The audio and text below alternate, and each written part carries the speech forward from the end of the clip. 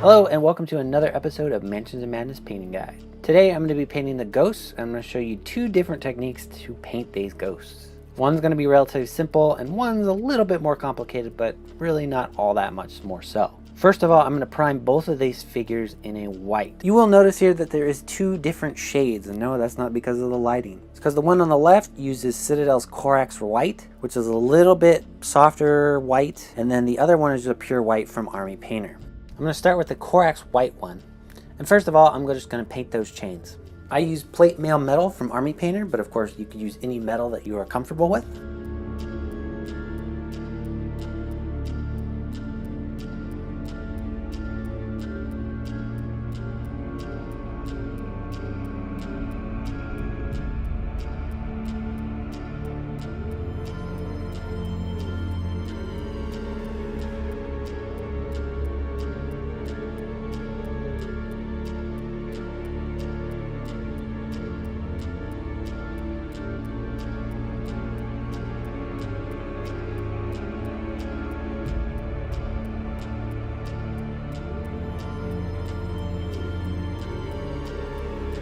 Next up, I'm going to create my own wash using 4 parts Lahmian media to 1 part Nuln Oil. This is going to be a nearly invisible Nuln Oil wash, essentially. And that's just so that we don't really have to highlight up quite as much as if we were just to use pure Nuln Oil.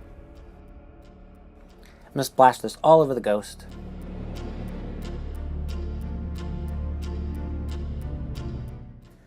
With the wash complete, you could actually consider this ghost complete, but if you want to put a little bit more depth into the figure, go ahead and do some extra highlighting. Next up for highlighting this ghost is going to be pretty simple. I'm going to go over most of the figure in Arthurian gray. You can leave the little recesses that got hit by that wash in sort of that darker gray color.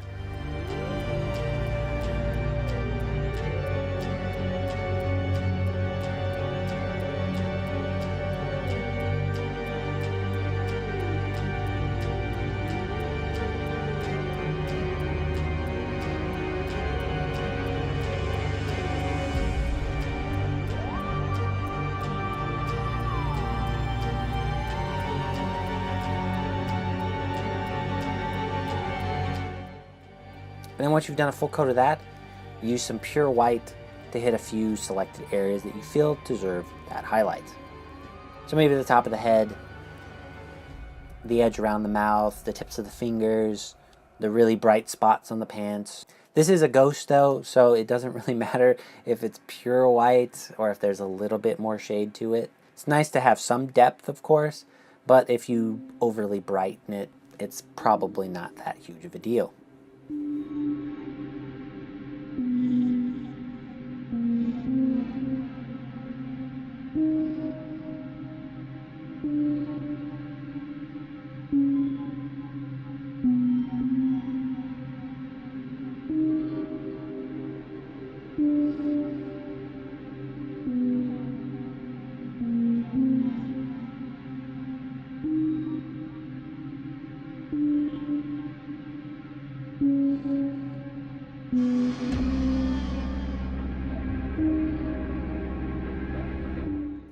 As for the chains, in this simplified version, we're just going to hit it with some silver. I used Army Painter's Shining Silver, but of course, use any silver that you are comfortable with or have on hand.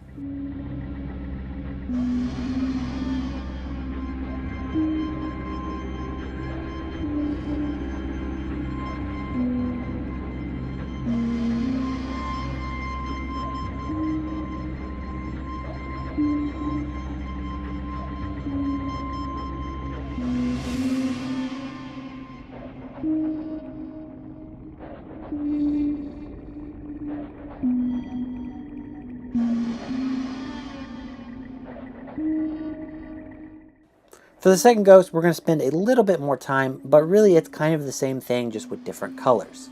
First of all, Citadel came out with some cool technical paints for ghosts. There's one they released way back in the day, Nihilokh Oxide, and that gives you a nice ghostly tone, but they also came out with Night Haunt Gloom and Hexwraith Flame. You can check out my Zombicide video to see kind of the way those particular colors come out. And that's going to be linked in the top right hand corner right now, so go ahead and click if you'd like to see that. If not, continue. I'm going to show you nihilach oxide in this case. I'm going to use it basically straight from the bottle. You don't have to thin this down or anything, and just kind of splash it around.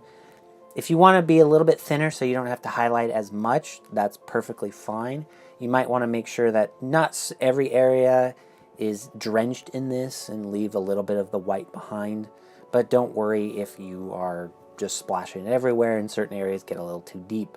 You can fix that quite easily in the highlight stage. Now with the second ghost here, just like the first ghost, if you really wanted to, you could leave it exactly like this, and honestly the ghost would look pretty good on the table. I'm going to spend a little bit more time here just to make it pop a little bit more. And then our highlights are going to be exactly the same as the other ghost. The big difference here is we have this green color to work with. And what I wanted to do is leave just a little bit of that green behind while covering most of the figure in sort of a white, eerie glow. So your first highlight is going to be almost a base coat, really, and just going to be leaving sort of the darkest recesses in the light green, or sort of the edges.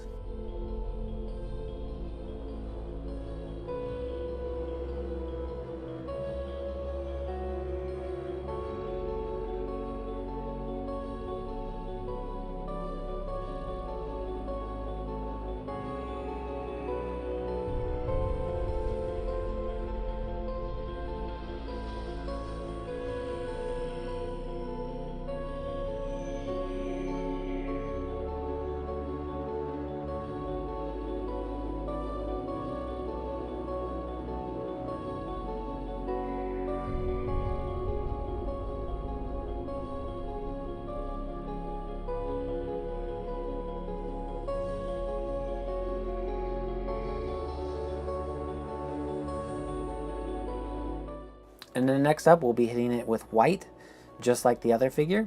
Maybe just hit sort of the tips of the shoes, the tips of the knee, the head, just areas where you really want it to brighten up.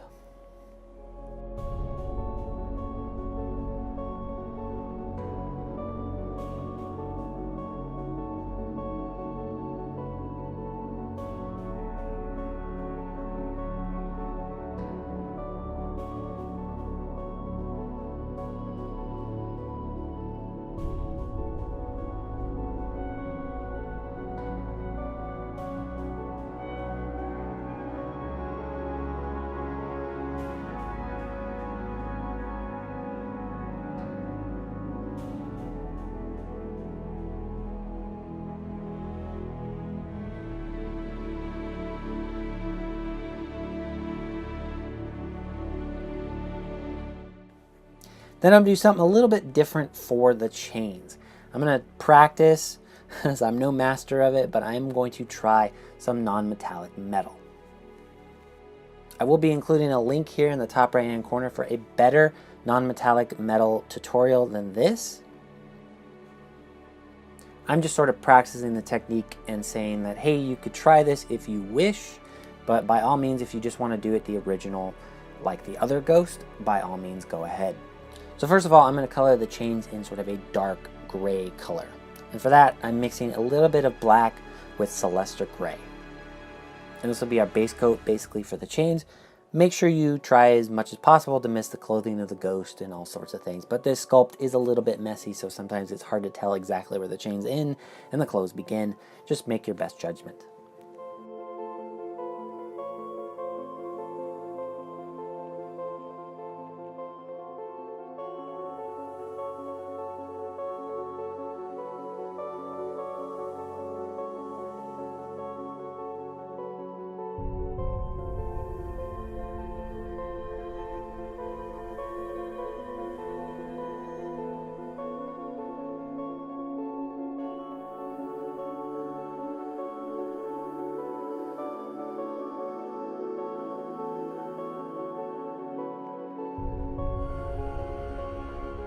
From there, I'm going to brighten this mix up with a little bit of celesta gray. And for everything but the deepest recesses, I'm going to be covering basically the chains as much as possible, especially if they're upturned or sort of the front, basically wherever I think would capture the most amount of light.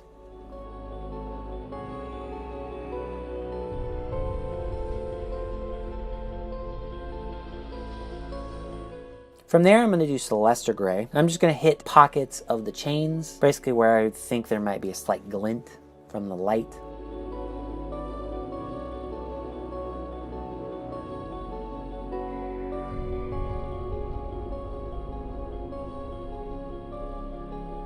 Then I'll once again lighten up this mix with white and celesta gray mixed.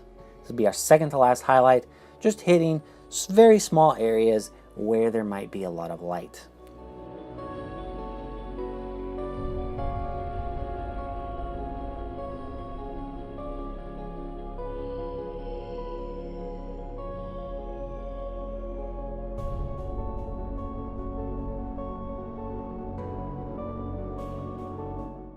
And finally, with the last highlight, I'm going to hit bits and pieces of the chains with pure white.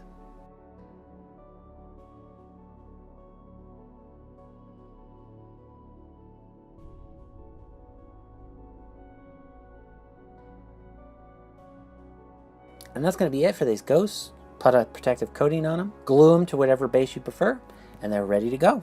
Thank you for watching this painting tutorial. If you liked and enjoyed it, please leave a like and comment below. If you have any questions or would like something to be shown in more detail in further videos, please leave a comment below. Your feedback and comments will only improve these videos in the future. Consider hitting that subscribe button and hitting the little bell so you can see all my upcoming content. And consider becoming a Patreon supporter so you can see your lovely name here at the end of the video. That's it for this video, and I will see you next painting tutorial.